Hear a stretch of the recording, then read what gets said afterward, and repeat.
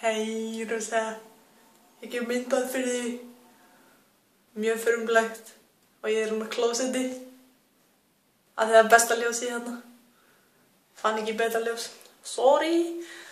En ég verð að finna eitthvað rosalega sniðugt fyrir því í afmælisgjöf því að ég er ekki alveg viss hvað ég á að kaupa fyrir því. En kom með einu góða hugmynd og ég veit ekki hvort ég að gera Ég var svona að spurja fólk sem þekki fólk og fólk sem þekki meira fólk og þá kannski get ég keypt þetta fyrir því. Það væri mjög skemmtilegt að það væri hægt. Ég langaði bara að óska til hamingju með afmælið. Þú er 17 ára, ekki með bílpróf.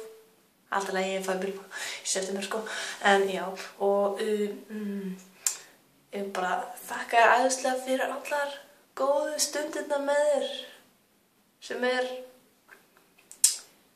orðið svolítið mikið, það er svona margar stundir og ég var að finna ykkur góða stund. Þess að þegar við fórum í stjórnsýsluhúsið athuga með vinnuna, hvort við höfum ekki örugglega fengið vinnu í vinnuskólanum síðasta sumar. Við vorum held ég nýbúin að hlaupa og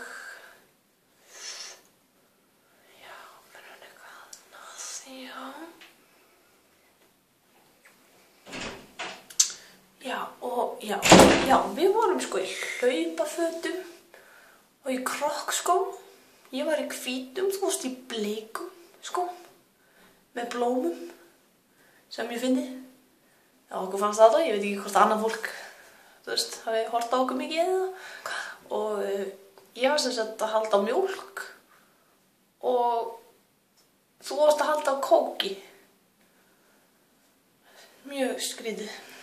Og önnur minning þegar við fórum síðasta sumar að veiða með Margréti og Margrét ætlaði að drepa fiskinn. Þú fórst að gráta því það mátti ekki drepa fiskinn. Svo fokkin fyndið og ég held ég að fara að gráta. Allavega þrisvar sinnum þetta gerðist Alveg handvisinn hann. Og svo náttúrulega allir körfuboltaleikirnir okkar saman og já, það var rosalega skemmtilegt En ég vil bara þakka fyrir þetta frábæra ár sem var að líða og já, og nú vera ánægð með gjöfina. Síðan eftir að finna hann á morgun, svo færðu aðra gjöf, vonandi. Ok, heyrðu, við sjáumst í fyrramálið, elskan.